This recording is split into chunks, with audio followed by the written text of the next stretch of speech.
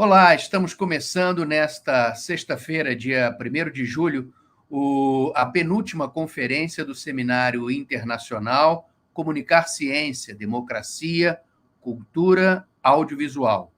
Evento que é uma realização dos programas de pós-graduação em Comunicação, o PPG-Com, e em Estudos de Cultura Contemporânea, o ECO, ambos da Universidade Federal de Mato Grosso, a UFMT.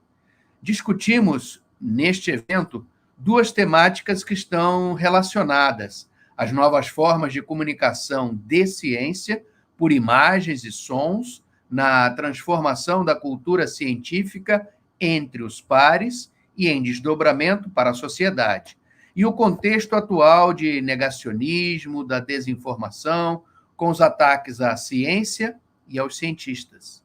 O seminário reúne investigadores do Brasil, México, Espanha e Portugal. E é de Portugal que recebemos com muita honra, com muita alegria, a presença do professor doutor João Carlos Correia, da Universidade da Beira Interior, a UB, na Covilhã. Professor João Carlos, seja muito bem-vindo, meu amigo. É uma honra tê-lo aqui. Na mediação comigo, o professor doutor Benedito de Elcio Moreira, também da UFMT, que fará a apresentação do nosso conferencista desta sessão do seminário. Por favor, Elcio, é uma honra ter você aqui também. Obrigado, Pedro. Uma boa tarde para você, boa tarde a todos que estão acompanhando este seminário internacional. Seja bem-vindo, professor João Carlos Correia. É uma honra, uma alegria reencontrá-lo e participar de uma conferência sempre inovadora e muito inteligente. Muito obrigado. O professor João Carlos Correia é doutor e mestre pela Universidade da Beira Interior, onde é professor associado dos média. Sociedade e comunicação, ele leciona discurso dos médias, sociedade e comunicação, teorias da cultura, entre outras disciplinas. É autor de 7 livros, 32 capítulos, 39 artigos em periódicos revisados por pares e organizador de 9 livros coletivos, a maioria deles publicados no Brasil, Portugal, Espanha, Reino Unido, Argentina, Canadá e Holanda. Entre seus interesses estão estudos de mídia e jornalismo, teorias da cultura, teoria crítica e esfera pública. O professor João Carlos Correia foi professor visitante na Universidade de Sofia entre 2011 e 2012 e na Universidade Pompeu Fabra, em Barcelona, Catalunha, 2008 e 2009. Foi também professor convidado da Universidade Complutense de Madrid, da Universidade Pompeu Fabra e do Instituto Politécnico de Guarda. É editor-chefe da revista Scopus, Estudos de Comunicação. Seja bem-vindo, professor. Ora, muito obrigado.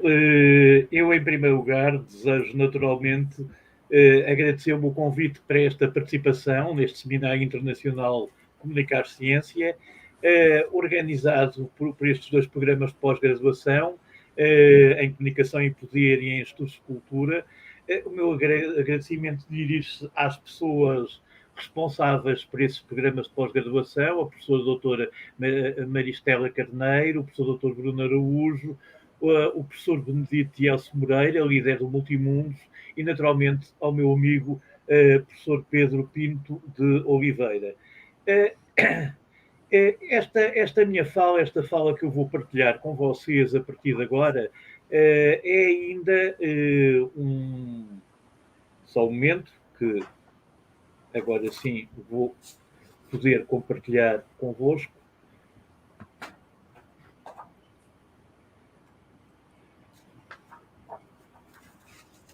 Só um momento. Primeiro tenho que abrir e só depois vou partilhar.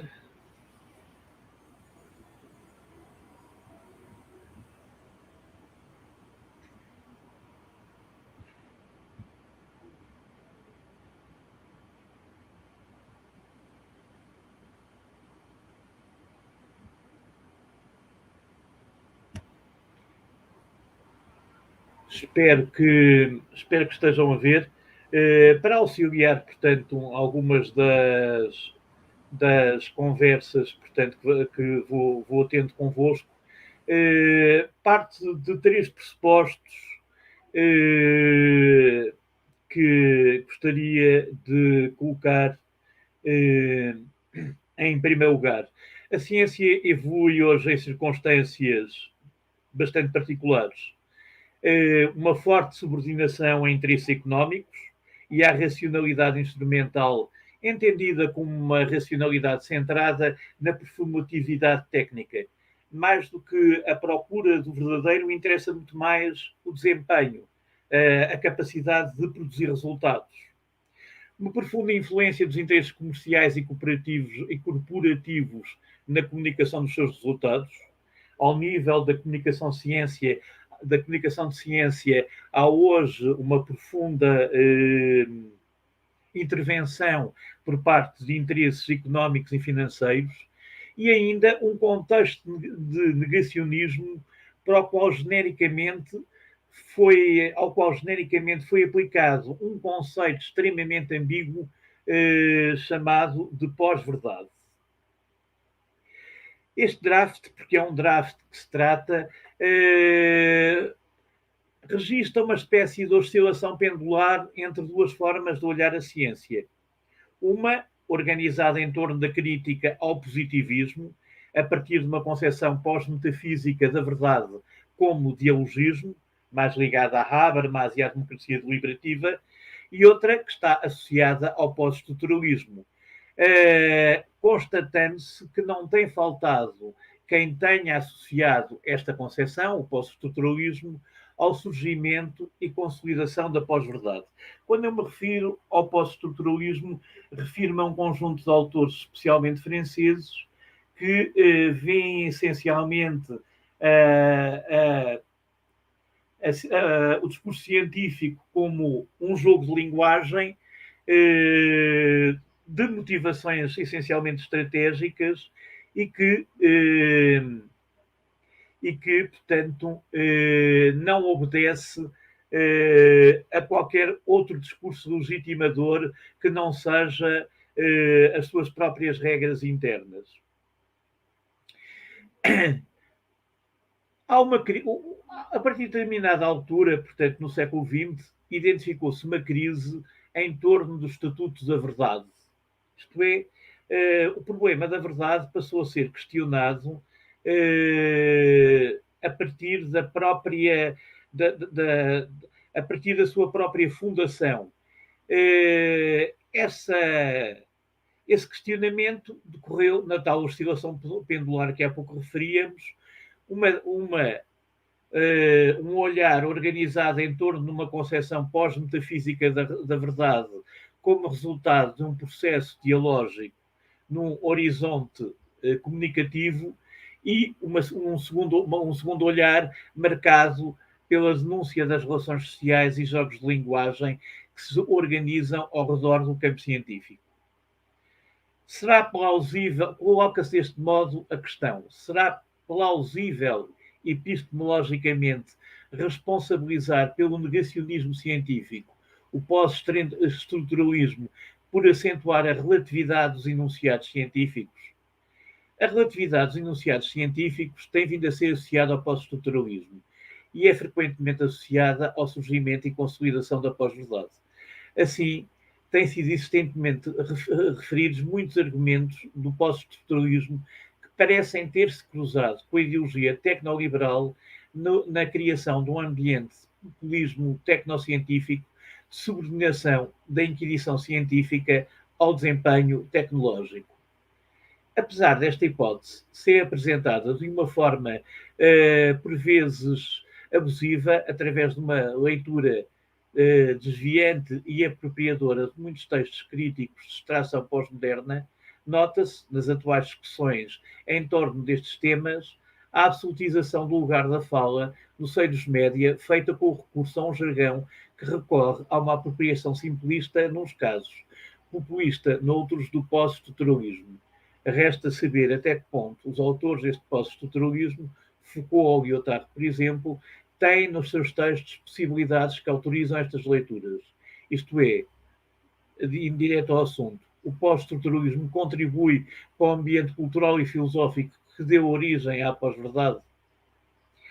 A crise da concepção metafísica de ciência foi objeto de uma abordagem contraditória por parte de projetos críticos. No começo da década de 60, ocorreu a chamada polémica sobre o positivismo no interior da filosofia e da sociologia alemãs, iniciada por Theodor Adorno e desenvolvida, entre outros, por Habermas. O desdobramento das discussões por parte de Habermas surgiu principalmente em conhecimento e interesse, a lógica das ciências sociais e técnica e ciência como ideologia, três obras que refletiam pontos de vista já anteriormente desenvolvidos por Adorno e Horkheimer na dialética do iluminismo. A consciência científica moderna, de índole positivista, foi apontada por estes autores como a principal causa do declínio cultural, em resultado do qual a humanidade, em vez de entrar numa condição verdadeiramente humana, penetrou naquilo que eles designavam, de forma um tanto hiperbólica, numa nova forma de barbarismo. Para Marx Horkheimer, cada vez o saber técnico se desenvolvia mais. E cada vez mais o homem via reduzir-se o horizonte do seu pensamento e da sua atividade, a sua autonomia como indivíduo, a sua faculdade de imaginação e de julgamento independente. Ou seja, cada vez mais o homem via perder a sua autonomia crítica. O racionalismo teria reduzido o mundo a um simples objeto de exploração técnica.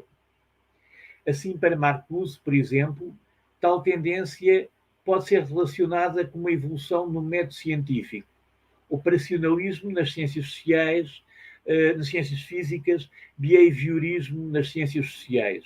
Ou seja, as teorias comportamentalistas predominariam nas ciências sociais, através, designadamente, portanto, do modelo estímulo-resposta, e o operacionalismo, o empirismo nas ciências físicas. A característica comum é, portanto, um empirismo total no tratamento dos conceitos.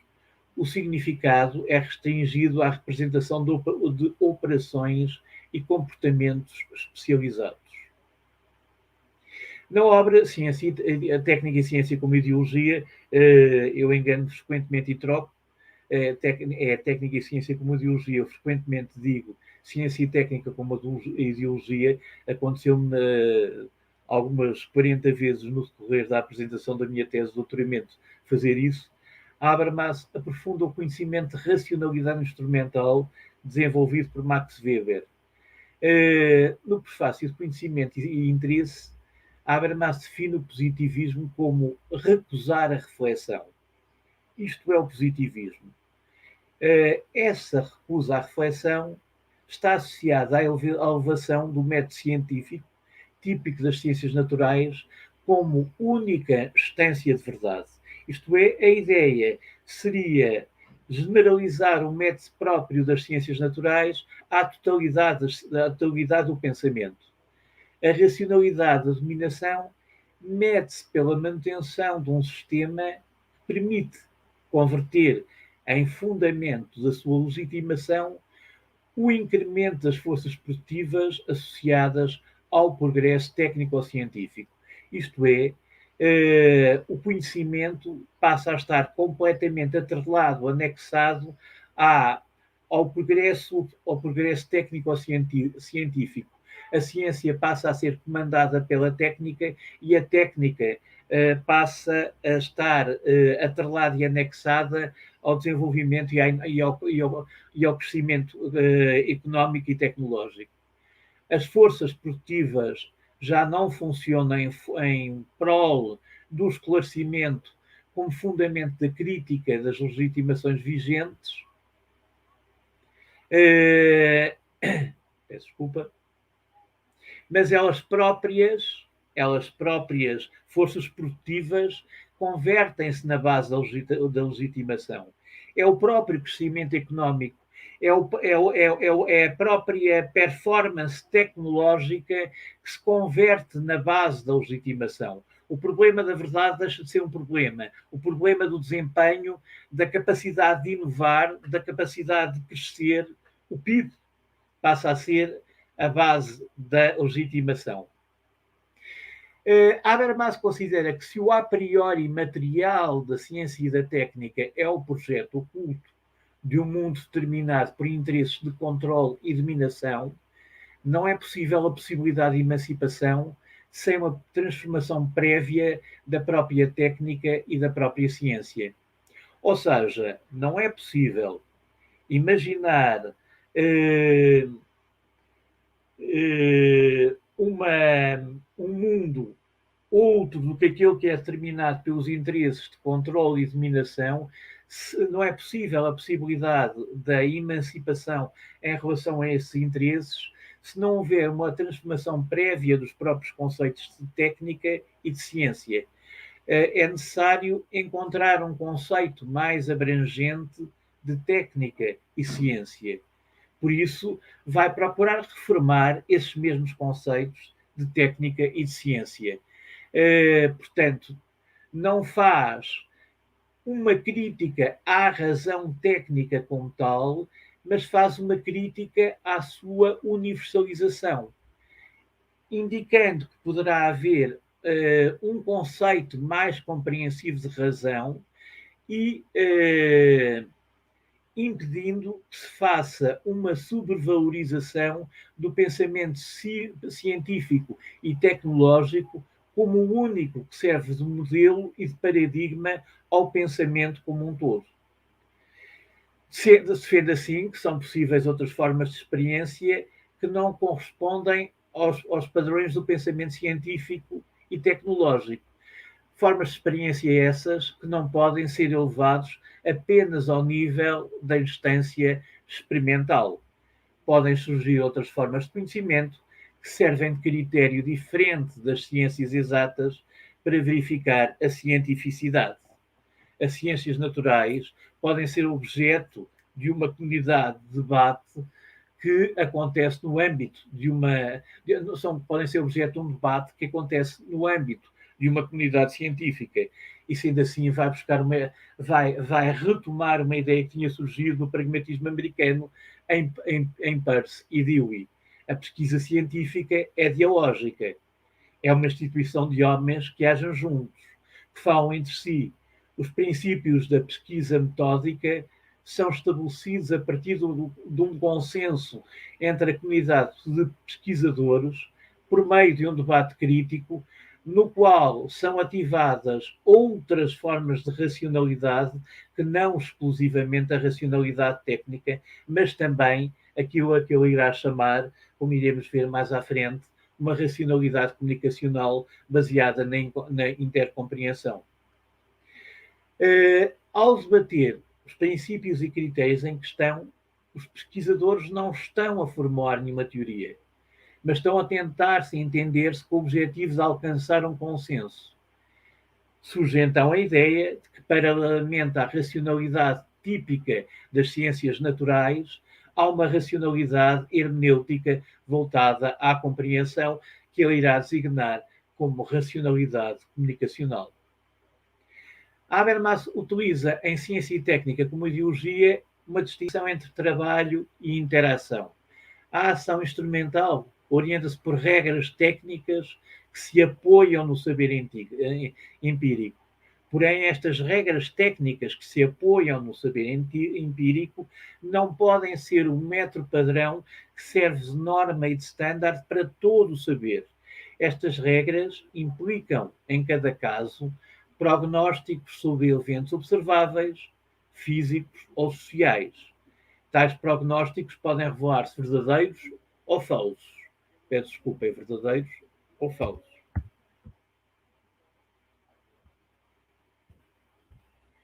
Por outro lado, entendo a ação comunicativa, uma interação simbolicamente mediada. A interação simbolicamente mediada orienta-se segundo normas de vigilância obrigatória, que definem as expectativas recíprocas de comportamento e que têm de ser entendidas e reconhecidas pelo menos por dois agentes. Enquanto a validade das regras e estratégias técnicas depende da validade de enunciados empiricamente verdadeiros ou analiticamente corretos, a validade das normas sociais só se funda na intersubjetividade do acordo acerca de intenções e só é assegurada pelo reconhecimento geral das obrigações. Existem, portanto, formas distintas de pensar a razão a partir desta dualidade. Desde o final do século XIX que o Estado fomenta o progresso científico e a técnica e a ciência se tornam a primeira força produtiva. Com a institucionalização do progresso técnico-científico, o potencial produtivo assumiu uma forma que leva o dualismo entre o trabalho e a interação a ocupar um segundo plano na consciência dos homens. De certa maneira, é isto que conduz ao triunfo da tecnocracia. O progresso da técnica e da ciência parece quase autonomizar-se. E a evolução social parece ser ela própria também determinada pelo progresso técnico-científico. Temos então que a tecnocracia se estabelece como a verdadeira força legitimadora em última instância. Será isto que levará às grandes discussões sobre portanto, a política científica na segunda metade do século XX, as discussões relativas à ciência atómica, as discussões relativas ao nuclear e, finalmente, porque não dizê-lo, porque em última instância é isso que se passa, as discussões relativas nomeadamente ao ambiente, à biotecnologia, à engenharia genética, onde se continua, onde no fundo, em pano de fundo, continua o debate sobre este tipo de questões, ainda que enquadrados sobre eventuais modelos filosóficos distintos. O especialista torna-se executor de uma inteligência científica que desenvolve tantas técnicas e fontes auxiliares disponíveis como as estratégias de optimização dos imperativos de controle. Quanto mais a competência do especialista pode determinar as técnicas de administração racional e da segurança militar, tanto mais a prática política depende das regras científicas e menos é objeto de decisão propriamente política. Este é o receio que, no fundo, funciona em background por trás da grande crítica que muitos dos teóricos da primeira e da dita segunda geração da Escola de Frankfurt desenvolvem em relação à tecnocracia, acompanhados naturalmente também por muitos outros autores, nomeadamente por um conjunto de pragmatistas, dos quais se destacam, por exemplo, Richard Rorty.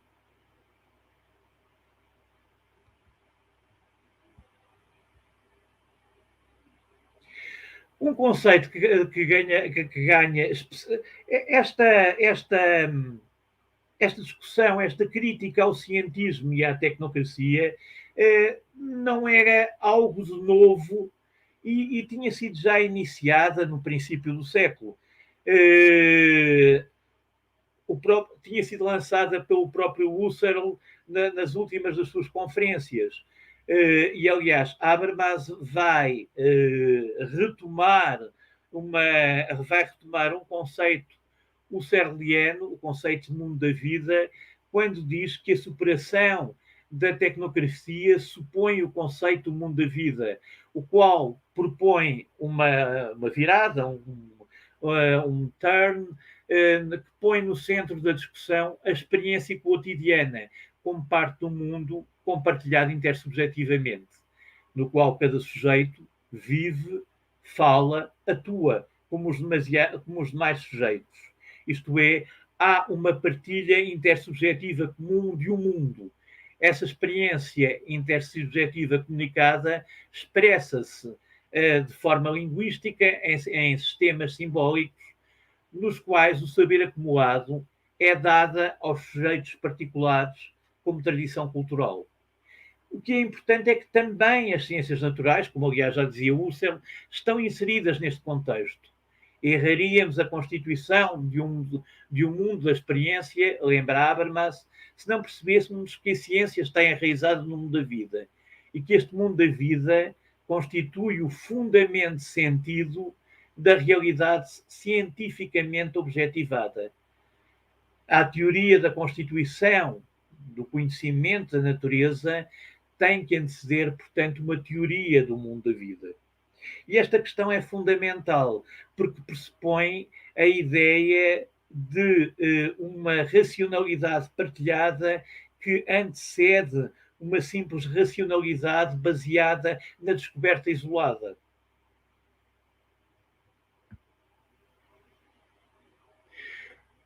Assim, o saber é algo mediado pela comunicação e a racionalidade encontra a sua medida na capacidade dos participantes da interação se orientarem pelas pretensões de validade que estão assentes no reconhecimento intersubjetivo. É o discurso que oferece uma forma de comunicação que transcende as formas concretas de vida, pelas quais as pressuposições de uma ação orientadas para a comunicação são generalizadas, abstraídas e ampliadas no sentido do seu alargamento a uma comunidade de comunicação ideal e inclusa de todos os sujeitos dotados da capacidade de linguagem e da ação. Obviamente que é esta comunidade de comunicação ideal e inclusa que constitui provavelmente o maior nó cego de todas as teorias neocantianas e praticamente todo o pensamento habermasiano, e que irá ser objeto das maiores críticas e dos maiores debates que se irão proporcionar na sequência desta virada em relação à racionalidade comunicacional efetuada por Habermas a partir dos finais dos anos 70 e nos anos 80.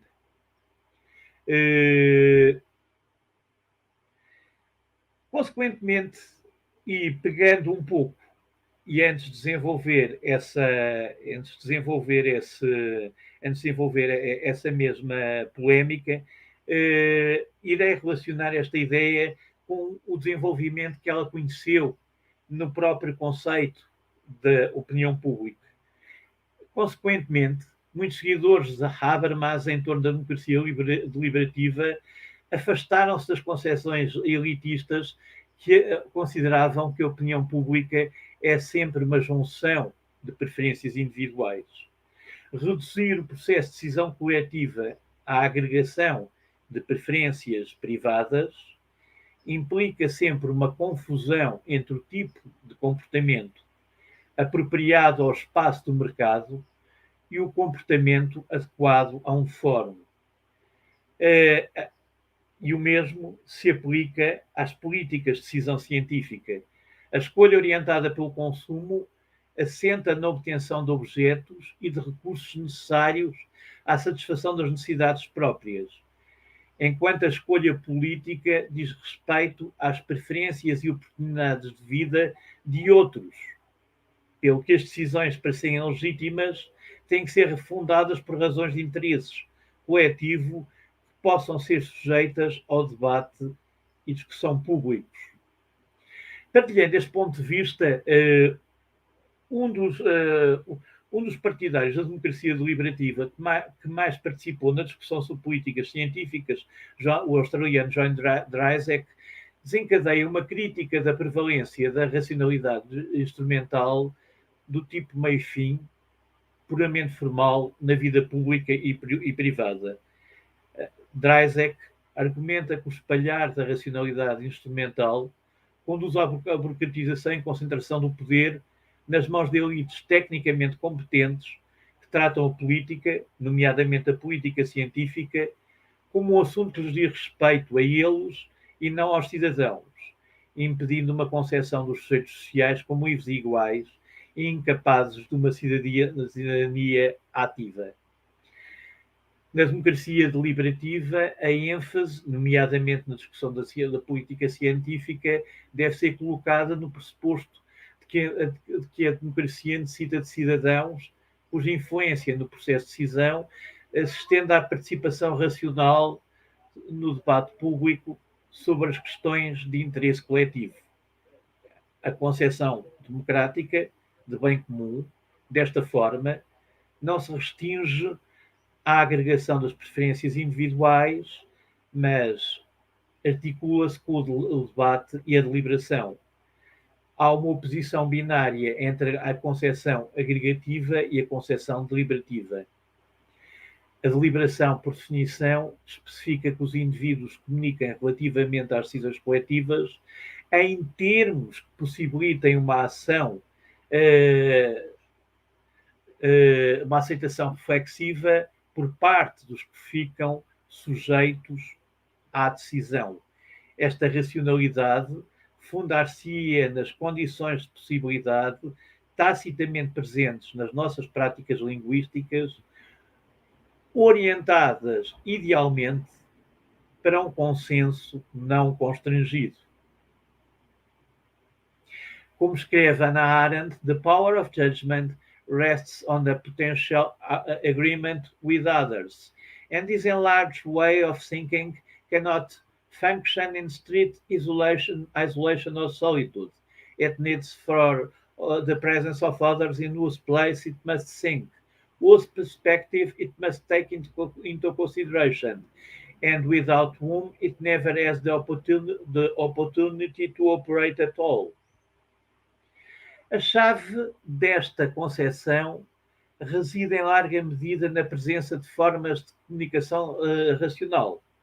Nesse sentido, há uma passagem de Dewey que enfatiza esta importância e que é citada por Habermas com a explícita aceitação. É importante saber os meios pelo qual uma maioria se torna uma maioria. Os debates, a modificação de pontos, os debates anteriores, a modificação dos pontos de vista para levar em conta as opiniões das minorias. Noutras palavras, a coisa mais importante em apurar os métodos e condições de debate, da discussão e da persuasão. Deste ponto de vista, a razão prática já não reside nos direitos humanos universais ou na substância ética de uma comunidade política, o que era algo bastante abstrato, mas nas regras de discurso e nas formas de argumentação que vão buscar o seu conteúdo normativo a uma base de validade da ação orientada para atingir a compreensão. Ora bem, isto parece tudo em ruínas hoje em dia. E essa é a questão fundamental daquilo que eu quero falar convosco. Hoje, a ordem mundial global parece confirmar, sobretudo, um diagnóstico pessimista e infirmar quaisquer possibilidades emancipatórias. Tal nova ordem surge hoje confiante na tecnocracia e nas tecnologias. E é marcada principalmente por uma perda generalizada de confiança nas fontes tradicionais da autoridade de informação, bem como pela crescente fragmentação da esfera pública mediática. A sociedade de informação global é uma sociedade de incerteza, de emergência do relativismo, do ceticismo, assombrada por uma classe média assustada pela perda do seu estatuto e dos direitos que possui, onde se generalizam as fake news e onde assistimos à formação de fenómenos de afirmação extrema classificados como populismo, que funcionam muitas das vezes como uma espécie de fraca consolação, como uma espécie de falsa negação dos riscos que a globalização capitalista comporta. A chamada pós-verdade, com a sua imensidade exótica e quase paródica de terraplanistas, de partidários do criacionismo, de negacionistas históricos e adversários da vacinação, parecem uma explosão esquizofrénica da possibilidade de cada um ser senhor da sua verdade, a qual, por sua vez, é imposta aos outros, porque pode ser tão universal, entre comas, como qualquer outra. Do ponto de vista científico, falemos nós das chamadas ciências exatas ou das ciências sociais, a incerteza desdobra-se milagrosamente da multiplicação de milhares de pequenas certezas. Verifica-se assim uma ligação entre as manifestações dos fenómenos populistas e a redependências dos indivíduos das premissas e preconceitos dominantes em microcomunidades, incluindo partidos, grupos e movimentos aos quais pertencem, onde a racionalidade comunicacional. Em face deste enquadramento, parece quase sedutor ir buscar outras explicações que não a grande ambição utópica kantiana de Habermas. E uma questão que tem vindo a ser insistentemente trabalhada é de saber sobre o quanto o ambiente da pós-verdade foi inspirada pelo pensamento pós-estruturalista tão interessado nas suas micronarrativas. No seu livro La Condition Postmoderne, de 79, o autor analisa a noção de conhecimento na sociedade pós-moderna precisamente como o fim das grandes narrativas ou metanarrativas. E considera isso mesmo como a característica por excelência da pós-modernidade. O pós-moderno é a incredulidade em relação às metanarrativas. A sociedade que se avizinha, escrevia Lyotard naquele ano longínquo, releva de uma pragmática de partículas de linguagem. Há muitos jogos de linguagem diferentes. A heterogeneidade dos elementos. Eles permitem a instituição por setores. É o determinismo local. Anuncia-se profeticamente um cenário cibernético e informático, em que se expandem estudos sobre a linguagem para captar a dinâmica da sua produção e compatibilizá-la com a maquinaria computacional. O cenário pós-moderno despreza a visão da ciência como autoreferente. Isto é, despreza a visão da ciência nobre, desinteressada, a ciência humanista, que visa romper as trevas da ignorância praticada na Universidade Humanista, na Universidade dita a Universidade imaginada por Humboldt e criada em Berlim e que se tornou o paradigma da Universidade Humanística Liberal durante o século XIX e XX. A atividade científica deixou de ser uma prática humanística liberal, deixou de ser algo que é investido na formação do espírito, da mente, do sujeito racional, da pessoa humana, da humanidade. Passa a ser aquilo que Habermas também já tinha dito, algo subordinado à técnica, uma tecnologia intelectual.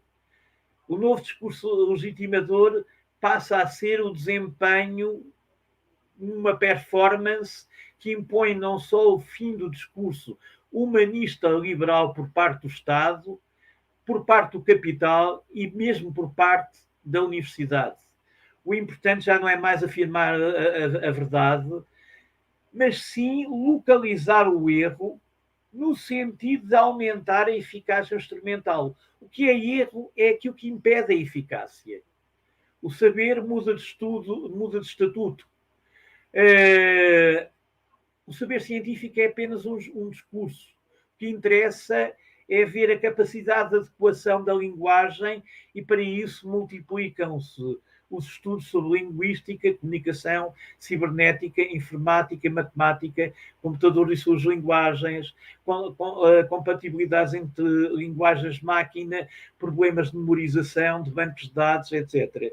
Isto dizia Lyotard nos anos 80.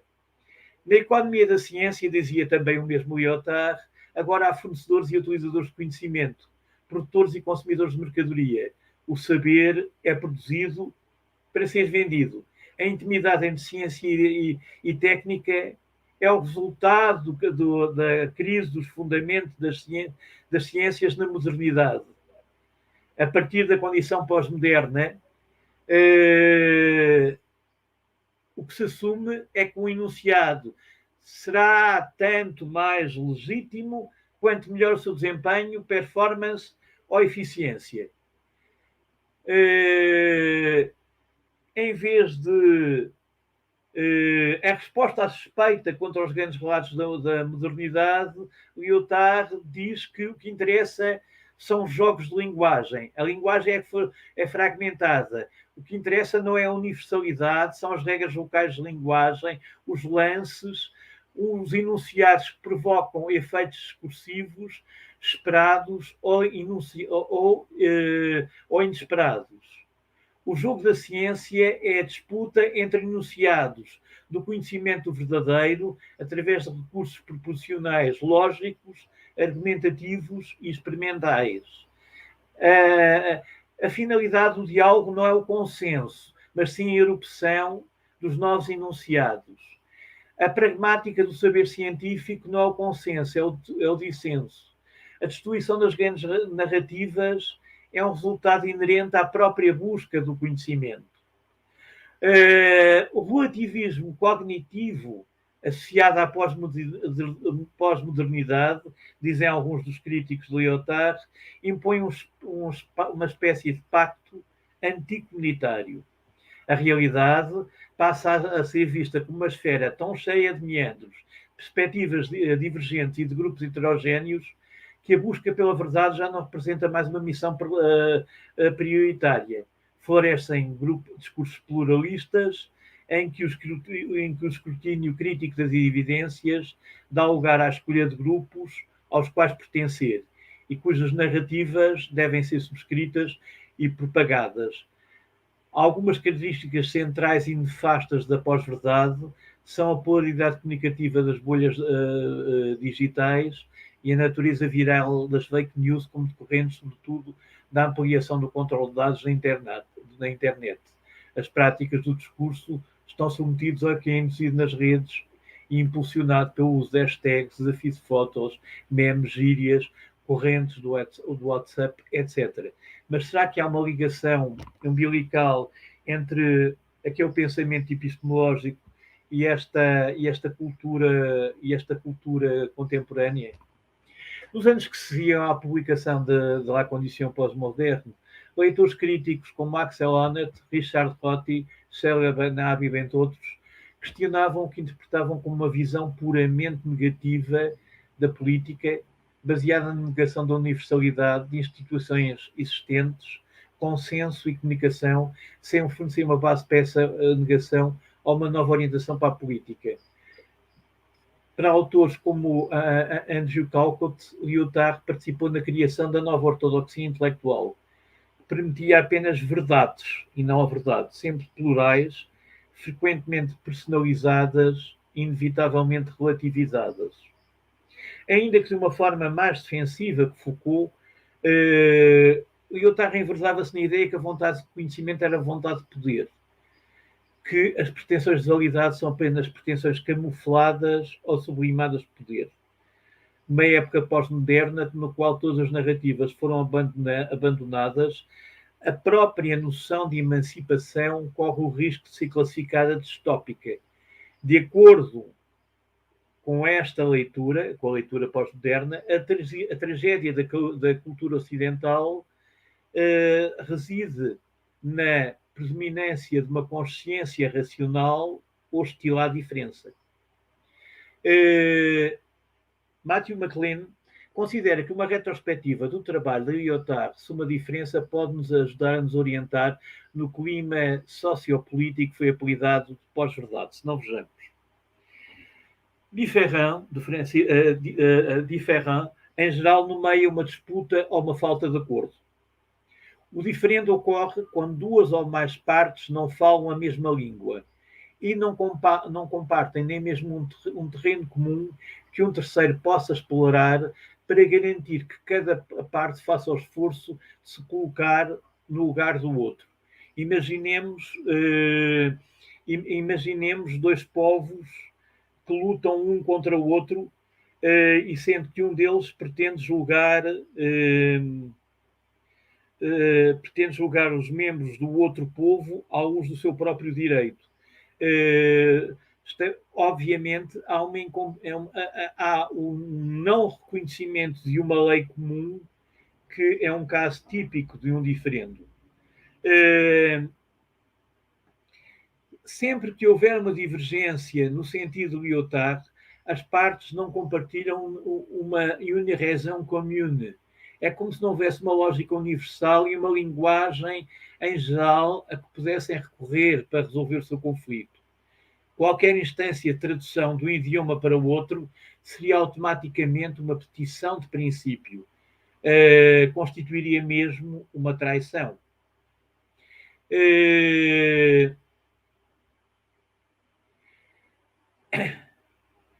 Qual é a ligação entre este diferém e o fenómeno social que tem vindo a ser chamado de pós-verdade? O Oxford English Dictionary, que cunhou o termo, descreveu como um adjetivo relativo a circunstâncias nos quais fatos objetivos são menos influentes do que os apelos à emoção e à crença pessoal. Em segundo lugar, encontra-se o conceito de pós-verdade, enfocando um deslizamento contínuo de mídia e intervenções académicas que descrevem uma situação de ceticismo generalizado, mentira, política desenfreada, desinformação e refúgio em linguagens comunitárias ou privadas. Haverá um link conceptual para o différent, conforme Lyotard usa o termo. Olhando o diferente que enfatiza a heterogeneidade das linguagens, encontraríamos que no discurso pós-factual e no atual discurso sobre a pós-verdade. Por exemplo, as correntes populistas que se manifestam contra as elites da política eleitoral, na educação, na ciência, na saúde pública ou outros aspectos da vida, carregam dentro delas uma presunção implícita ou explícita de que as pessoas comuns, um conceito contestável, uma categoria sempre provisória de articulação política, são em certo sentido das suas verdadeiras nas críticas que fazem às opiniões das elites. Isto só faz sentido na suposição de que o discurso da elite está de facto out of touch, fora de contacto, e de que não consegue comentar a realidade cotidiana. Ou seja, no pressuposto que não tem ligação com um certo empirismo de senso comum. Independentemente disso ser verdade ou não, o perigo está em alimentar o antagonismo ao sugerir que uma determinada articulação do senso comum é capaz de operar sobre um conjunto de critérios inteiramente autossuficientes, herméticos e intocável, ou seja, uma ideia de ciência comum quase essencializada, quase transformada como um lugar mágico de legitimação da verdade. Tal situação, que acarreta consigo uma série de perigos, descreve uma forma de heterogeneidade pragmática exatamente como Lyotard a concebe, e foi apropriada por muitos teóricos populistas a partir exatamente da forma como Lyotard concebeu o diferendo. Por esse motivo, nesta leitura, as pessoas comuns e as elites estão, nas melhores das hipóteses, conversando entre si, mas na pior das hipóteses, as elites, como elas são definidas de acordo com o senso comum, são sempre percebidas como espalhando mentiras, desorientação e absurdos. Nos dias de hoje, a pós-verdade pode implicar uma espécie de atitude epistemológica que valoriza o conhecimento das pessoas comuns resultante da sua proximidade com o mundo da vida cotidiana. Pela sua exclusão do saber especializado, esta atitude foi classificada por alguns autores como populismo epistemológico. Tornou-se hoje frequente encontrar afirmações em que pessoas comuns se dizem fartas de especialistas que ensinam o que fazer.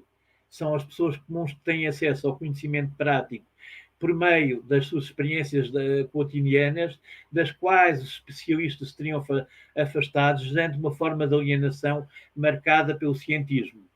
Imagine um mundo que se afirma farto de explicações oferecidas pelos especialistas, que classifica o conhecimento como elitista, no qual é o mercado de opinião no Twitter que determina se uma estirpe recém-emergente de gripe aviária é contagiosa para os humanos, ou se as emissões dos gases de efeito de estufa causam aquecimento global, como dizem 97% dos especialistas.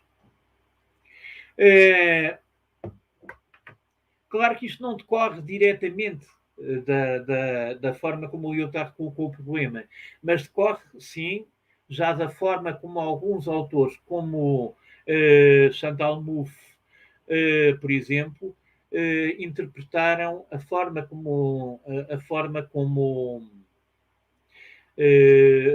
Lyotard abordou o problema. Bruno Latour já abordara estas questões, as quais estão no centro dos debates atuais em torno do tema pós-verdade, formulando de uma forma relativamente simplista, que depois tentarei precisar melhor. Bruno Latour diz, numa palavra, se todos os pontos de vista são julgados igualmente válidos, os resultados científicos perdem o seu significado. De acordo com o diagnóstico de uma era pós-verdade, todas as opiniões parecem estar no mesmo nível, sem que haja um padrão geralmente aceito para compará-las e avaliá-las. As investigações na filosofia da ciência, em última instância, repudiaram todas as noções de objetividade. Algumas investigações na filosofia da ciência. Dado que as categorias que empregamos e o nosso estar situado de uma maneira específica determinam a nossa visão do mundo, parece não haver acesso imediato à verdade. É aquilo a que alguém chamou a hipostasiação do lugar de fala. Esta noção chegou à consciência pública de um modo em que agora a ciência corre o risco de não ter mais peso do que as teorias da conspiração mais rebuscadas. Em termos de política de pós-verdade e de notícias falsas, os argumentos sobre a relatividade e construtividade dos factos são frequentemente invocados de uma forma naturalmente estratégica, na medida em que o pós-estruturalismo questiona o dado e a inalterabilidade dos factos, tem grande dificuldade em traçar uma linha entre descobertas científicas e meras opiniões. Latour considera que tal crítica não pode mais contentar-se em desmascarar ideologias dominantes e expor factos comumente aceites como construções sociais.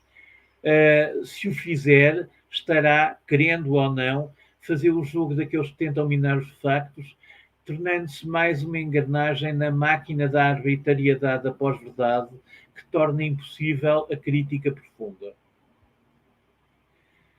Em resposta simultânea a duas balizas que nos parecem extremadas nestas questões sobre filosofia da ciência e sobre o problema da universidade versus o contexto, autores diversos, de Fraser a Latour, têm argumentado que o consenso normativo não pode partir de um mundo da vida apenas atravessado por uma vontade idealizada de intersubjetividade, mas tem que reconhecer a existência de um mundo da vida, um mundo onde o poder também está por todo o lado e as normas proliferam e se reproduzem. O consenso racional,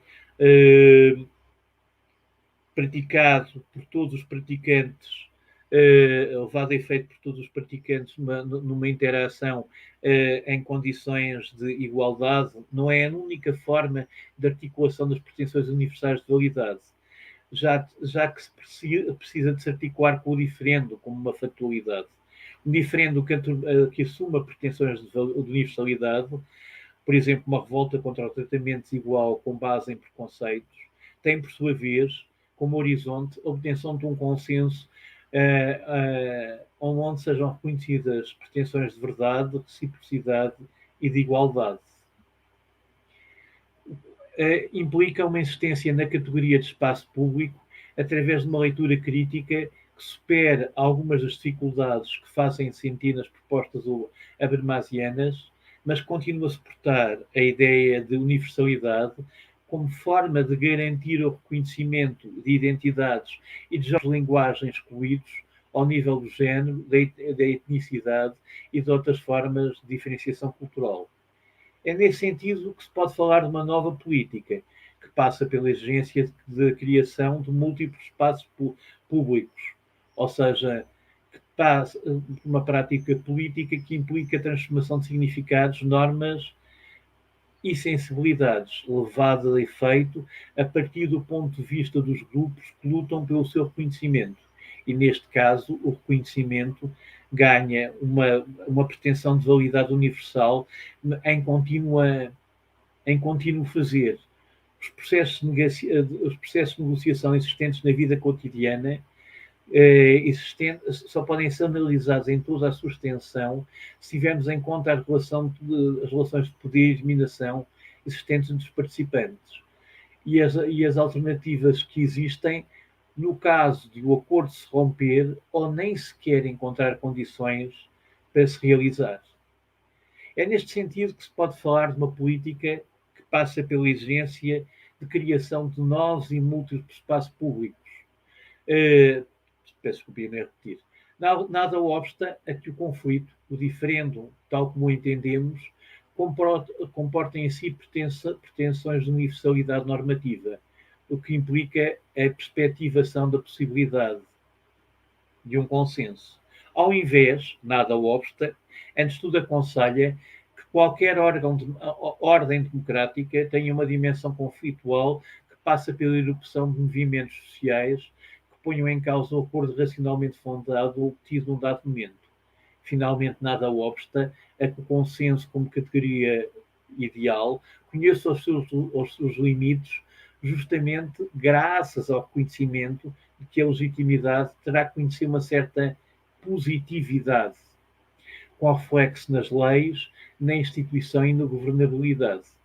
Este ponto de vista aproxima-se em larga medida da existência de uma metanorma universal de reconhecimento recíproco de jogos de linguagem universais, aproximação esta que é sempre tangencial e nunca plenamente conseguida, sob pena dos jogos de linguagem se tornarem unânimes e, como tal, superarem a existência de um diferendo. A leitura dos média no domínio da pós-modernidade, uma questão com que eu quero terminar, assumiu por vezes um conluio profundo e organizado em torno da questão da diferença, nomeadamente em torno da diferença assente na privacidade. Houve como uma espécie de recusa da realidade que remeteu para a exaltação da diferença individual, de uma forma quase insistente. É possível, e há quem tenha feito já esse trabalho, é possível fazer um trabalho arqueológico de como os médias, historicamente, foram escavando em torno da negação do coletivo, em torno da afirmação cada vez mais do particular, reorganizando o trabalho, o lazer, a família, as relações de um modo cada vez mais individualista, de um modo involutivo, aquém do mundo e da história. O Baudrillard já falava da exigência da personalização, da erupção de uma espécie de individualismo expresso no seja você mesmo, já falava da produção industrial das diferenças. A libertação das diferenças foi olhada por muitos autores pós-modernos como um resultado da ação dos meios de comunicação. Os mídia foram determinantes para a dissolução de pontos de vista centrais, aqueles a que o Lyotard chamou de grandes narrativas. Apesar dos fenómenos de concentração capitalista, os mídia foram catalisadores de uma explosão generalizada de visões do mundo. Reparem, nós nos anos 80 estamos exatamente na época de explosão das grandes ideologias, de queda dos grandes blocos políticos, de emergência do liberalismo e de uma grande erupção também do individualismo moderno. das novas formas de individualismo. Não é para mim um dos traços fundamentais da pós-modernidade na qual poderemos encontrar uma linha de partida para a situação em que hoje nos encontramos, é a negação de que a situação social contemporânea poderá produzir algo qualitativamente melhor, já que qualquer tentativa de propositura de um projeto universal se esvai numa espécie de anything goes. Qualquer coisa serve. Anything goes, aliás, é um termo de um grande pensador pós-moderno da área da epistemologia, Paul Feyerabend, que deu, deu este Anything Goes, foi o título de uma das obras que fez furor na altura que ele escreveu. Assim, a superficialidade cultural do pós-modernismo torna-se particularmente na fuga calculada à complexidade, no ataque que hoje se traduz no ataque ao elitismo, na busca da citação despreocupada. Não é verdade, mas podia ser. No pastiche, de um modo em que a constante referência ao simulacro, ao fake, evidencia melhor algumas das correntes que podemos designar por pós-moderna clamam pelo ênfase na sensação, na imediatidade primária do figurativo por oposição ao discursivo. Será que o triunfo do meme não é algo que já se autoproclamava há alguns anos? É legítimo descobrir uma relação de continuidade entre esta busca das diferenças e a pós-verdade. A realidade passa a ser encarada a partir de perspectivas divergentes, assumidas por grupos heterogéneos e conflituais, para as quais a busca pela verdade já não representa mais uma questão prioritária. Emergem discursos diversificados em que o escrutínio e a verificação cada vez mais dão lugar à escolha de qual lado a que pertencer. As narrativas são subscritas e partilhadas por uma lógica que visa legitimar o sentimento de pertença à facção e de aceitação à narrativa dominante. A pós-verdade pode consistir na escolha da narrativa mais adequada à escolha da obtenção da gratificação desejada. A pós-verdade estabelece uma relação entre o grupo e os seus adversários, em que os adversários são sempre identificados como elitistas por serem partidários de uma racionalidade cognitiva de raiz universal. Com o auxílio das redes surge uma nova interface entre médias e audiências, fornecidos à medida ou pelos motores de busca ou pelos agregadores de notícias personalizados. Logo, as fake news implicam, de um modo especial, a participação dos seus receptores na sua divulgação e dispersão. Os produtores estão envolvidos em contextos de proximidade que facilitam a exposição, percepção e memorização seletivas. Ou seja, expõem-se mais, percebem melhor e memorizam melhor as narrativas com que estão de acordo. Escolhem-nas ready-made, tipo pronto a vestir. Estes fenómenos acrescenta-se outro fenómeno que não havia sido identificado pelos pesquisadores que identificaram a exposição, a percepção e memorização seletiva. A partilha seletiva. Os stakeholders, os interessados, partilham melhor as ideias com que estão de acordo. Logo, as bolhas de informação reforçam crenças e predisposições já aceitos. As respostas a uma mensagem mediática são influenciadas pelas relações interpessoais e interesses estratégicos que cruzam o interior do grupo, amplificadas, claro, pelas redes de partilha. Se esta tendência para a fragmentação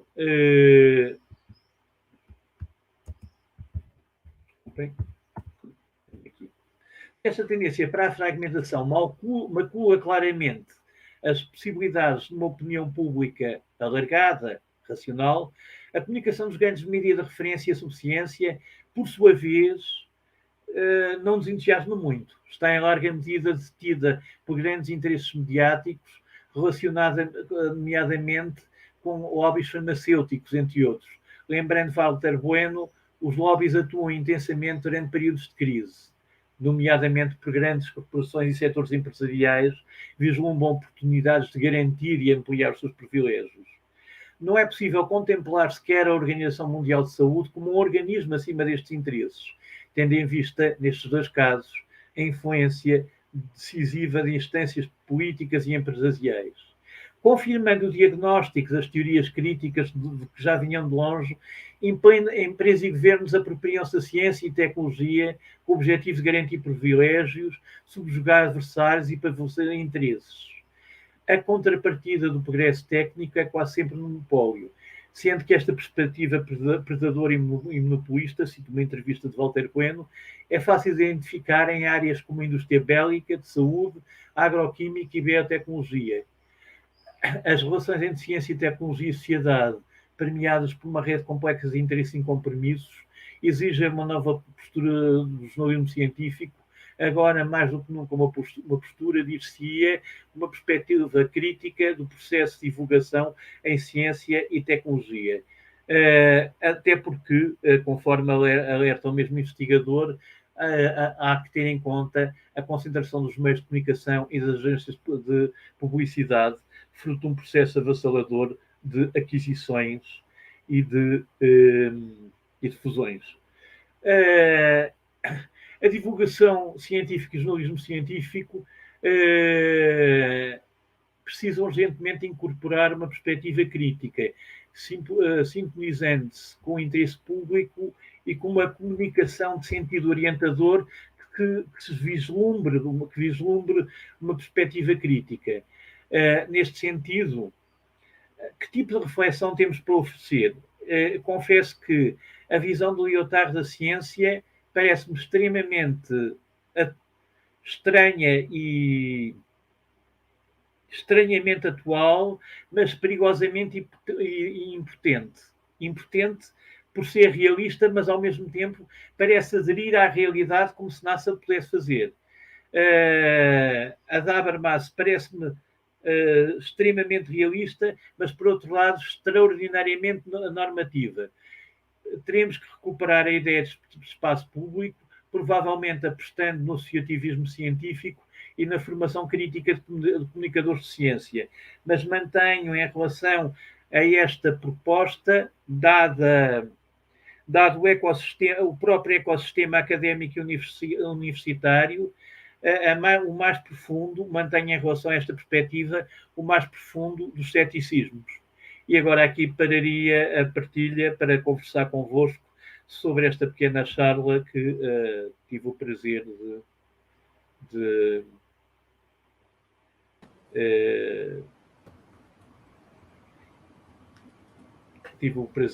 desabafar convosco. Professor João Carlos Corrêa, muito obrigado por essa partilha, apresentando esse quadro de situações problemáticas na questão da comunicação, da ciência, da democratização da ciência nesse debate. A gente agradece com essa sua apresentação muito rica e instigante para a gente da ciência. Gelson, nós temos alguma pergunta da nossa audiência? Vamos começar depois, ainda não? Tá. Professor João Carlos, eu gostaria de fazer um primeiro questionamento exatamente sobre essa última frase que o senhor colocou, da crítica dos comunicadores de ciência. Nós temos debatido aqui também, nesse seminário, a produção de comunicação de ciência por parte dos cientistas, o ensaio audiovisual científico, a comunicação entre os pares, por imagens e sons, como uma forma de alargar essa comunicação, esse debate, e em desdobramento, de uma forma indireta, esse tipo de comunicação à disposição, pela sua característica de uma linguagem audiovisual, mais aberta à aceitação, à compreensão de outros públicos não acadêmicos. Eu pergunto, antes, situando uma ideia sua, que eu acho importante, do estado da cultura científica que o senhor compartilhou, definiu, no seu artigo de 2019, Atores Multilingües e um Mundo em Tradução. Eu queria só passar esse parágrafo para acrescentar isso a seu argumento. A cultura científica é um espaço de tensões, de lutas pelo reconhecimento de ideias e valores. Um campo de poder que, historicamente, tem alternado momentos de fechamento e abertura ao novo. Hoje, acreditamos que vivemos um momento de abertura para o novo, sendo possível pensar num espaço de inovação criativa que dialoga com a tradição e traduz uma reflexividade sobre o patrimônio cultural científico, despertando novas formas, estilos e gramáticas, nesse seu artigo de 2019. O senhor acha que essa ideia do ensaio audiovisual científico entre os pares se encaixa nesse contexto que o senhor definiu, nesse artigo de 2019? Há uma coisa engraçada que eu estava a ouvir e a pensar o seguinte: eu hoje estou muito mais pessimista do que em 2019.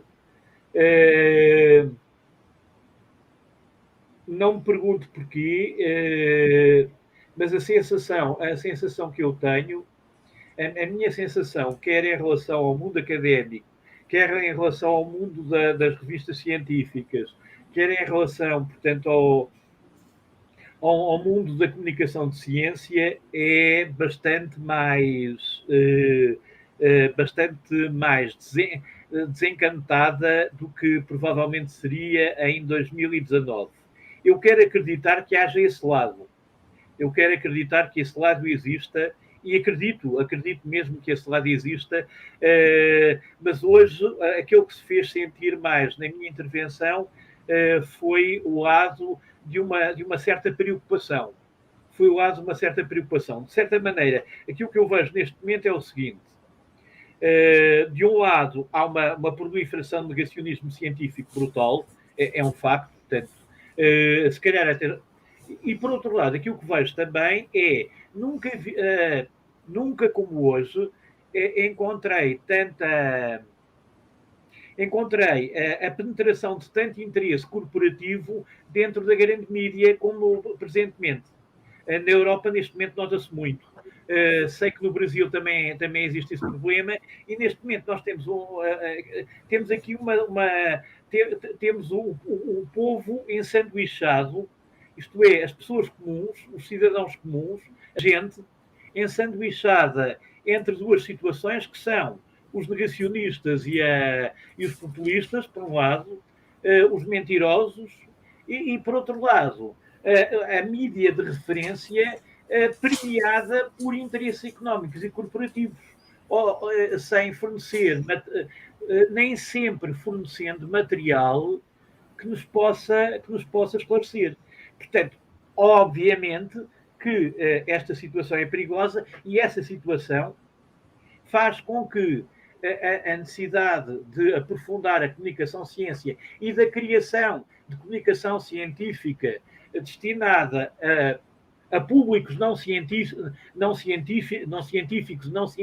ou não cientistas, ao cidadão comum, às pessoas que não têm obrigatoriamente que ter informação científica, é essencial, e, portanto, aí partilho completamente a sua opinião. Por outro lado, a busca de novas linguagens para traduzir o jogo de linguagem científico parece-me também essencial. O uso do audiovisual científico parece-me uma estratégia correta. Parece-me uma estratégia correta, nomeadamente para certos segmentos. Portanto, quer por razões etárias, quer por razões de literacia, parece-me uma estratégia absolutamente correta. E mais, creio que já tive acesso a várias situações em que ficou claramente demonstrado que o uso da imagem não constitui necessariamente uma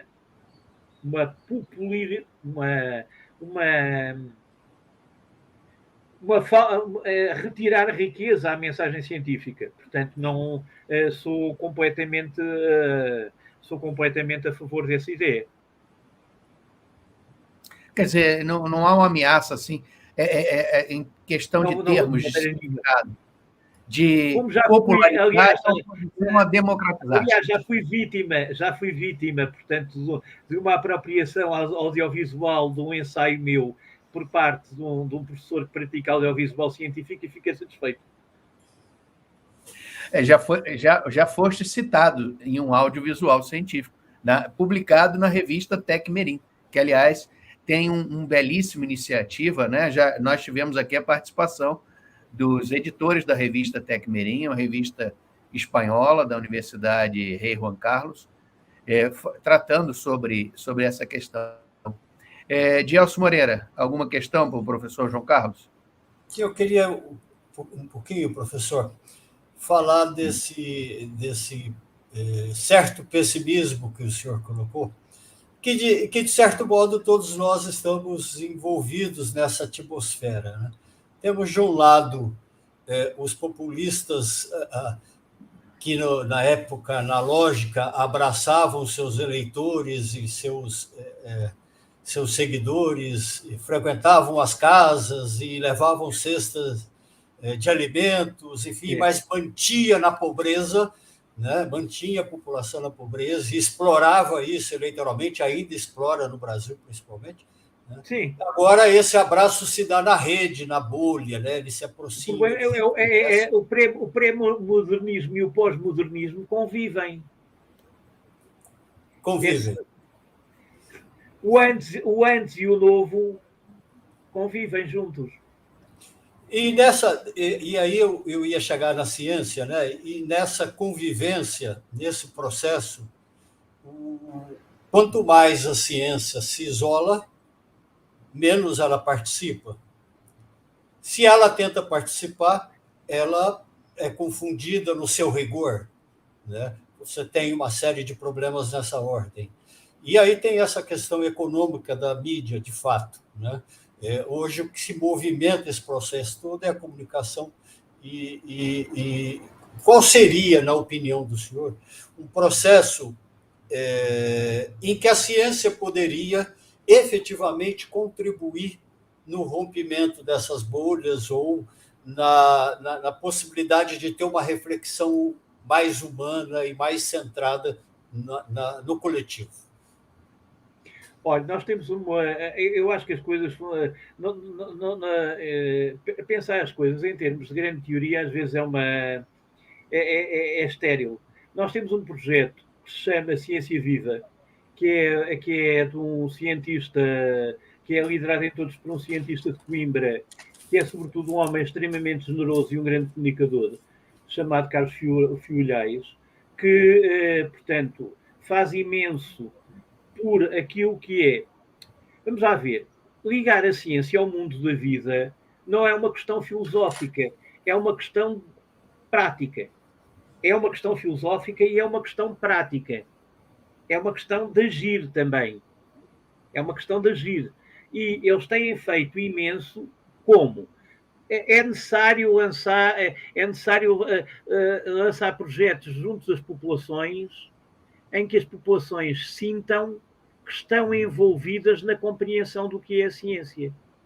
E isso é muito mais importante, muitas vezes, do que... claro que é necessário fazer todo um trabalho académico que nos dá muito gozo e que portanto, está a montante de muitas dessas coisas que depois têm efeitos. Mas naquilo que nós chamamos a transferência para a comunidade é uma parte fundamental e que muitas vezes é esquecida, e é esquecida em Portugal, é muitas vezes esquecido pelo próprio Estado.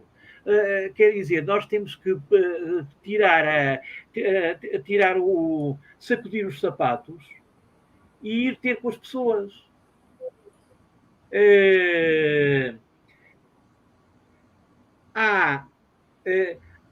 Hoje em dia há projetos extraordinariamente interessantes de quintas biológicas que nasceram da discussão entre colegas de ciências naturais e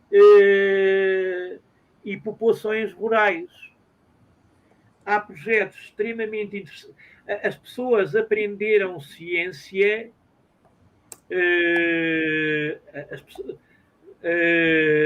Sim. As pessoas aprenderam ciência e, simultaneamente, aprenderam o que fazer com ciência. Isto é válido também para as ciências humanas e sociais, é válido para as ciências da cultura, é válido para a área do design, curiosamente, onde as técnicas de bordar centenárias foram recuperadas com a ajuda de alunos de design e deram origem à recuperação museológica e a pequenas indústrias criativas associadas, auxiliadas por alunos de design e por alunos de gestão que ajudaram a criar pequenas e médias empresas. Isso, para mim, é comunicar ciência. A transferência de conhecimento é o elo central das políticas de ciência. Correto. Professor, nós temos uma pergunta agora de uma aluna do doutorado do ECO, a Solange.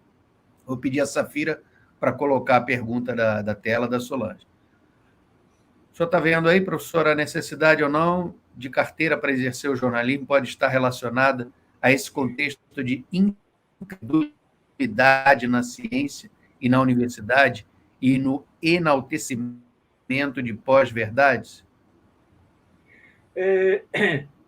Eu sou favorável ao regime que existe em Portugal, que é a obrigatoriedade de existência de título. A obrigatoriedade de existência de título a obrigatoriedade da existência de título para o exercício da profissão é algo que em Portugal, curiosamente, foi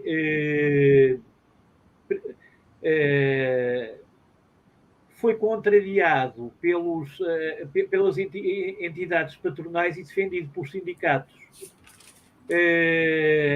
A questão parece ser um privilégio corporativo, mas é também uma ideia de reforço da profissionalização. O reforço da profissionalização é um mecanismo de defesa contra aqueles que exercem de forma indevida a profissão.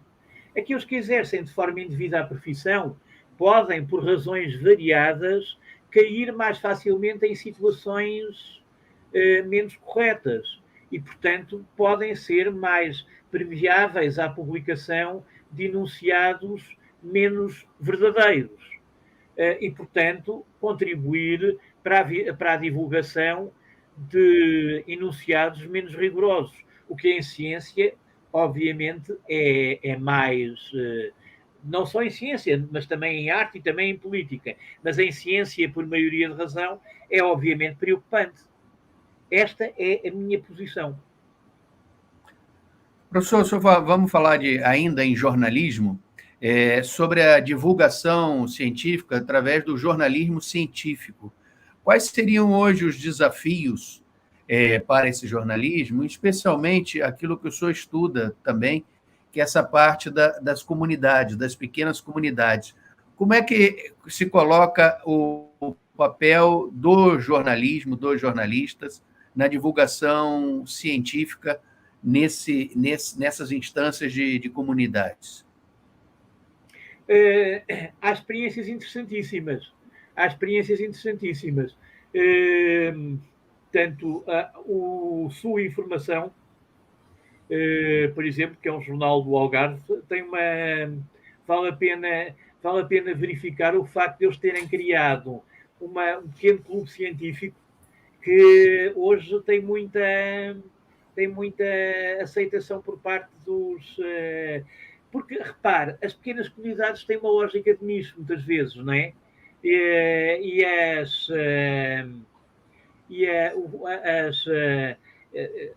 Portanto, o jornalismo de base regional, o jornalismo de proximidade, tem tentado aproveitar alguns nichos. Tentado aproveitar alguns nichos, clusters de que muitas vezes é a chamada cauda longa, não é? Portanto, que parecem minoritários, mas acabam por, na verdade, agregar muita gente, não é? E agregar muita gente muito espalhada. E que encontram nesse jornal essa forma de agregação, não é? Então, por exemplo, a ciência tem funcionado no Sul Informação, e alguns jornais regionais colaboram, nomeadamente, com o programa que eu há bocado referi, com o projeto Ciência Viva. Porque o projeto Ciência Viva tem núcleos regionais. E esses núcleos regionais exploram, muitas vezes, especificidades científicas locais, uma determinada flora, uma determinada característica ambiental, etc. E, portanto, essa dinâmica é explorada com o auxílio dos jornais de proximidade, da imprensa de proximidade. Isso também aparece em imprensa alternativa, não necessariamente de base regional, mas imprensa que tem uma imprensa de nicho, mídias de nicho. Eu queria, nessa fala, viu, Pedro? Eu só queria fazer um... Pode acrescentar aí. No Brasil, houve já há algum tempo um desmonte das editorias de jornalismo científico, praticamente desapareceram, né? Verdade. Nós, por experiências de trabalho de campo, de pesquisa, nós podemos perceber que antes os jornais, com suas matérias científicas mais aprofundadas, eram objeto de discussão nas salas de aula, nas escolas. Com a produção de notícias rápidas, factuais e sem aprofundamentos, praticamente perdeu-se a referência, né? Os jornais ficou praticamente parecido com as redes sociais, vai, e não vai a lugar nenhum, fica, eu digo jornais, os sites, né? Há espaço, na opinião do senhor, para o desenvolvimento de uma reportagem científica mais aprofundada, exatamente para fomentar esse fazer ciência no mundo da vida, ou seja, participar junto com a experiência do cidadão, da pessoa, no seu espaço? É uma desgraça. Portanto, o primeiro jornal a inaugurar uma página de ciência com impacto em Portugal foi o Público. Contratou jornalistas, portanto, especializados em ciência, desenvolveu uma secção de ciência robusta para aquilo que era a nossa tradição. E ela tem vindo a estimular e portanto, a emagrecer. Eu próprio falo com os colegas, que também são nossos colegas, também não são nossos colegas de profissão, e são jornalistas e são professores, e eles próprios notam que reconhecem que há um encolher do espaço que era dado, e que não há, enfim, não é que não haja interesse, mas é caro. É caro, e a situação é grave. A situação não é fácil. É caro e a situação não é fácil. Professor João Carlos, tem duas perguntas, ambas da Juliana, que é também doutoranda no programa de Estudos de Cultura Contemporânea. Vamos ver, Safira, por favor, na tela, a primeira pergunta.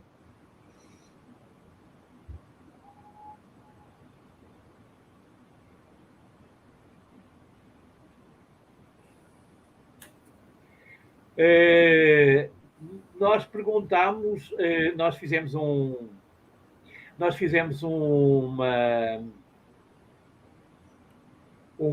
portanto, um inquérito aos jornalistas da região centro a perguntar exatamente isso. Bem, e também conheço um inquérito a nível nacional que foi feito por um colega seu, que agora neste momento já é meu colega, já terminou o doutoramento e já está a dar aulas. Tanto que... Bom, e a verdade é que, olha, se eu lhe fosse dizer tudo o que falta, eu receio que... Eu tenho que falar muito do contexto português, não é? Falando do contexto português, faltam salários, faltam perspectivas de carreira, falta formação na área das novas tecnologias também, um pouco mais. Já há alguma formação, mas melhorá-la, mas aumentá-la ainda mais é importante. Falta formação na área falta formação numa área que me parece importante, que é o lado jurídico do mundo digital. As pessoas têm que conhecer o mínimo, as pessoas sabem o mínimo do lado jurídico dos seus direitos em termos de escreverem no jornal. Não sabem muitas vezes o mínimo de, se publicarem um texto dela sem a citarem, o que é que lhe deve acontecer. Também é preciso empoderar as pessoas a esse nível. Isso, por exemplo, é uma preocupação que o sindicato aqui em Portugal está a ter. Dar alguma formação jurídica para as pessoas não serem completamente apanhadas nesse sentido. Formação na forma de lidar com novas fontes. Conhecimentos ao nível de gestão da informação em redes. Acho que também é importante. Mais uma pergunta, Safira, da Juliana. A seguinte, por favor.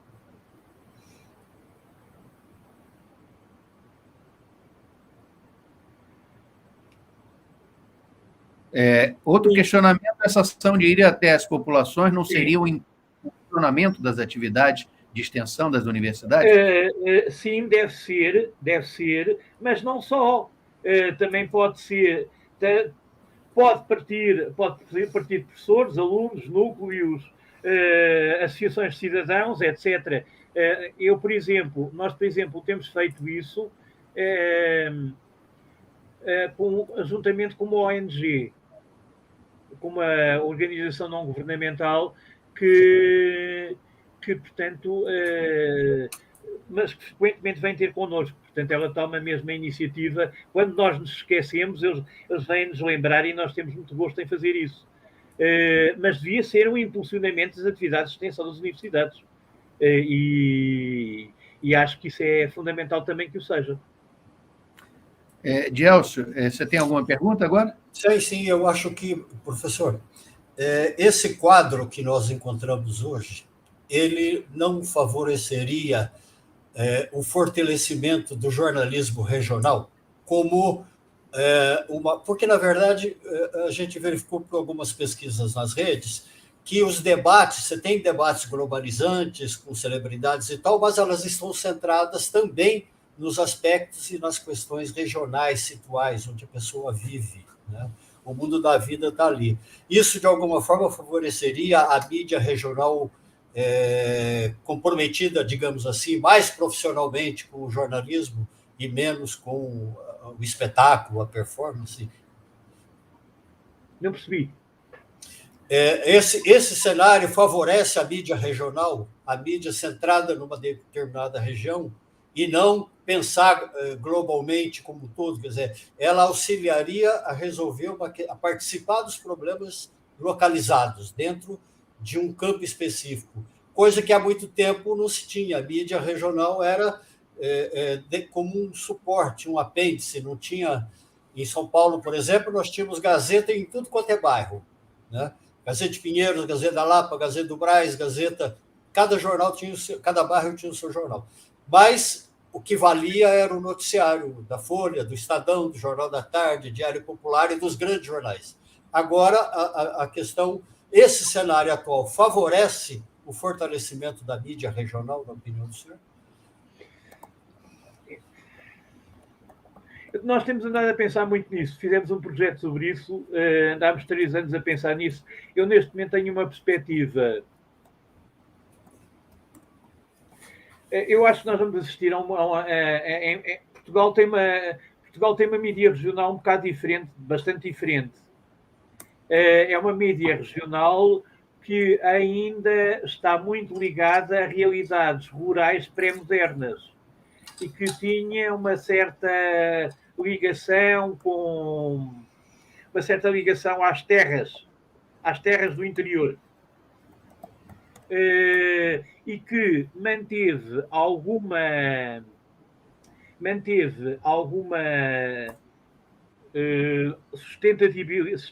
sustentabilidade com os imigrantes, nomeadamente com os imigrantes que emigraram para a França e para a Alemanha. E que, por exemplo, a cidade onde o Jornal do Fundão, que é uma terra ao lado da minha, portanto, era mais lida, era Paris. O principal correspondente do Jornal do Fundão era o correspondente em Paris. Porquê? Porque a maior parte dos assinantes eram imigrantes de primeira geração que estavam em Paris.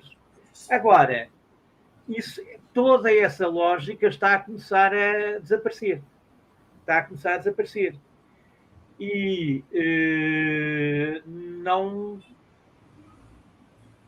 não vejo mecanismos de substituição óbvios. Professor João, o senhor já deu uma entrevista aqui num site aqui de Mato Grosso, de Cuiabá, o PNB Online, falando sobre as questões relativas à Covid, as transformações sobre a situação do mundo, do indivíduo em relação à Covid. Eu gostaria de saber, assim, agora, como é que é esse ânimo? O senhor falou do otimismo e pessimismo, estava mais otimista em 2019, antes da Covid, e agora a gente tem, além da questão da Covid, não é? A questão da guerra na Ucrânia. E eu queria aproveitar a oportunidade da sua presença aqui de falar um pouco do ânimo da Europa, dos europeus, em relação a esse conflito na Ucrânia. Eu queria saber, assim, qual é a dimensão hoje desses acontecimentos no cotidiano da vida das pessoas, como é que o senhor vê essa situação no contexto europeu, principalmente? Olha, sob o ponto de vista mediático, estamos a assistir a 2 coisas. Nas redes, uma fragmentação brutal. Houve uma altura em que, portanto, a possibilidade de 2 pessoas nunca mais se falarem para o resto da vida era elevadíssima em qualquer encontro no Facebook. Era uma coisa que eu nunca tinha visto. Portanto, tinha visto no Brasil, durante a eleição de Bolsonaro, aquele grau de radicalização. A guerra da Ucrânia provocou um grau de radicalização brutal nas redes sociais. Os média nacionais começaram primeiro por uma situação de vamos ver o que é que isto vai a dar, e depois, portanto, entraram em algum propagandismo. Isto é, numa espécie de, independentemente do que se possa pensar sobre a guerra, entraram um bocado adotaram um bocado bandeira, uns mais, outros menos. Alguns adotaram um bocado uma atitude de erguer uma bandeira. Portanto, perderam um bocado as distâncias. Outros não, outros, portanto, editorialmente manifestam-se como pró-ucranianos, mas mantêm uma certa factualidade. Mas alguns adotaram uma posição um bocado de bandeira. Agora, no que respeita ao cidadão comum, o cidadão comum está sobretudo, depois de uma fase emocional, passou a uma fase em que está profundamente preocupada com a inflação brutal que aí vem, não é? E que está a ficar um bocado perplexo, não é? Porque, vamos já ver, estas coisas... É evidente que há aqui um sentimento de simpatia natural quando as pessoas veem outras pessoas a serem mortas, não sei o quê, não sei o que mais. Há uma simpatia natural para com a questão da violência que é exercida sobre um povo. Mas, ao mesmo tempo, também há uma certa perplexidade sobre a forma como isto ocorre. As pessoas não estão agarradas a uma narrativa de uma forma completamente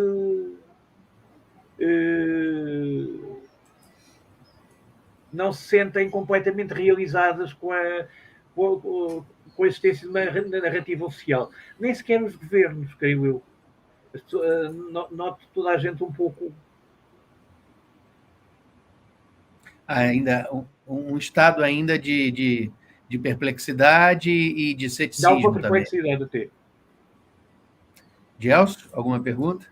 Sim.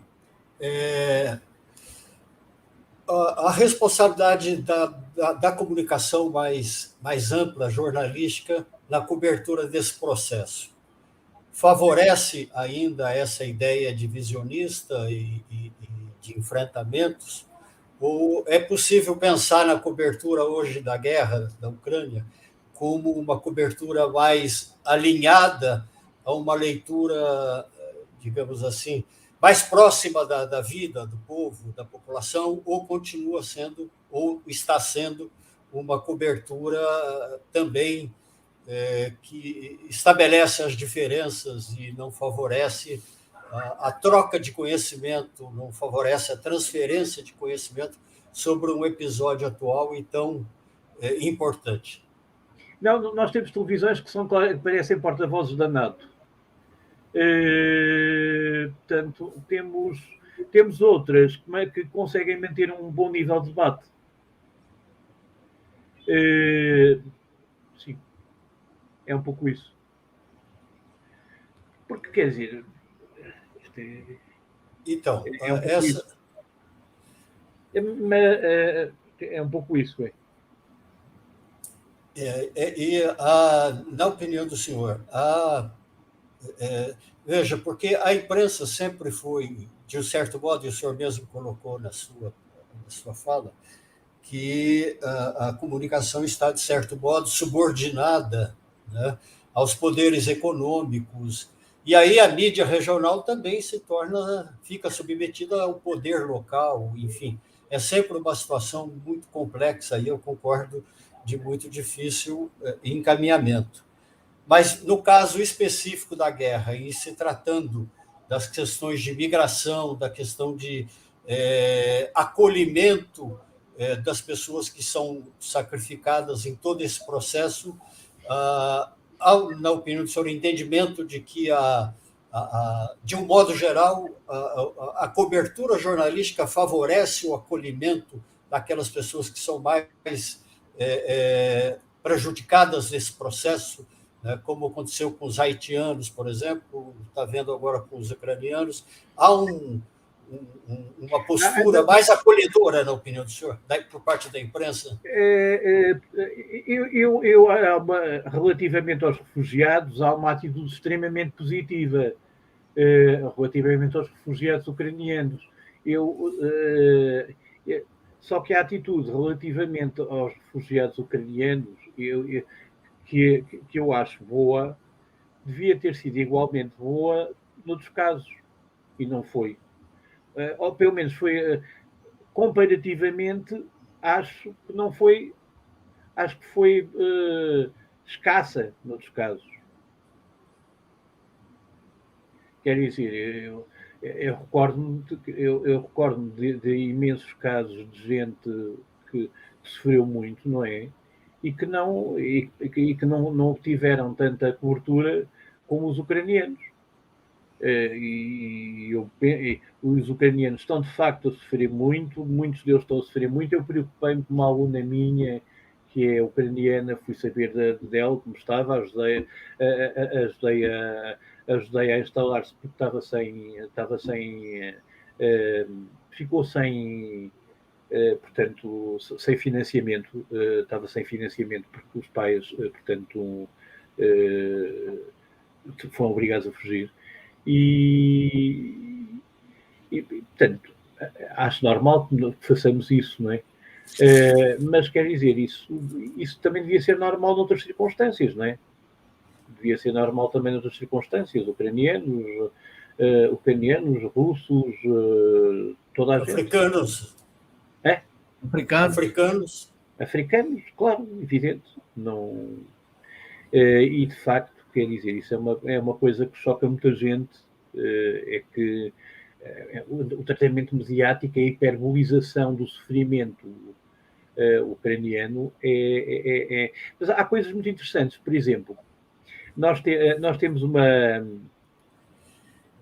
uma televisão, a CNN de Portugal, portanto, que é uma franchising, portanto, tem uma ligação à CNN, não é? Que, curiosamente,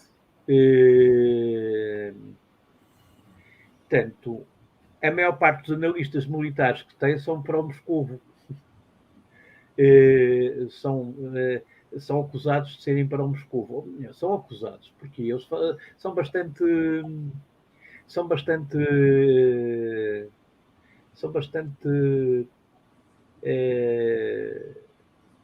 eles mantêm uma atitude bastante geoestratégica e limitam-se muito à análise das coisas. Então são acusados de serem pró-russos, porque, portanto, não caem naquelas análises viva a Ucrânia, não sei o quê, não sei o que mais.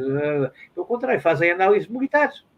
São militares, fazem análises militares. São indivíduos quase todos da academia militar e então muitas vezes são acusados de serem pró-russos pelos colonistas que têm uma atitude mais anti-russa, que são a maioria.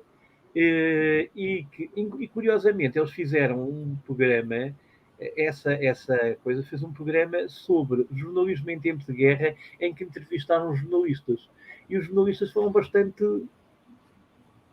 autocríticos, críticos e autocríticos. Já, por exemplo, a SIC, que tem portanto, o capital da Globo e que tem alguma sociedade com a Globo, inclusivamente é que passa a maior parte das telenovelas brasileiras, tem uma posição editorial completamente, portanto, uma posição editorial que é completamente apoiar todos os esforços da NATO para conseguir levar à derrota da Federação Russa e à vitória da Ucrânia. Pronto. E assumiu isso de uma forma que se torna incómoda. Sobre o ponto de vista deontológico, torna-se incómodo. Professor João Carlos, a gente agradece imensamente a sua participação. Foi uma honra, uma alegria tê-lo aqui junto com a gente nessa penúltima sessão do Seminário Internacional Comunicar Ciência, Democracia, Cultura Audiovisual. Agradeço ao professor Dielcio Moreira pela mediação e a gente deixa o senhor aí à vontade para suas considerações finais nesse seminário. Muito obrigado por ter compartilhado as suas ideias, seus argumentos com a gente. Muito obrigado. Meus caros amigos, eu estou sempre a vosso dispor. Eu é que agradeço a vossa paciência. Eu fiz uma intervenção de banda larga exatamente porque não sabia exatamente aonde me fixar mais de forma mais taxativa, sendo que a minha ideia é que, apesar de tudo, continua a faltar uma perspectiva crítica que dê solidez à forma como pensarmos o jornalismo. O jornalismo, neste momento, está olhado está olhado de uma forma extraordinariamente positivista, na minha perspectiva. Isto é um saber como qualquer outro, perdeu a sua natureza de disciplina humanística, sabe-se, aprendem-se as competências essenciais para manipular os dispositivos necessários e para produzir redações, para produzir, portanto, textos, para produzir conteúdos.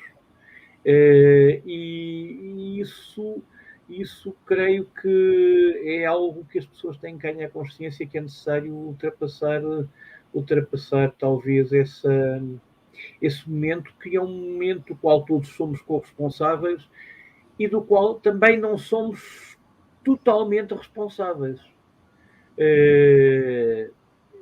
Somos todos responsáveis, mas não totalmente responsáveis. Portanto, é um ar do tempo, e é contra o ar do tempo que nós vamos tentando erguer as nossas vozes. Muito obrigado, professor João Carlos Correia, da Universidade da Beira Interior, pela sua participação. O seminário Comunicar Ciência fica por aqui. Até a próxima sexta-feira. Obrigado a todos pela audiência. Obrigado, Safira. Um abraço a todos. Obrigado. Um abraço.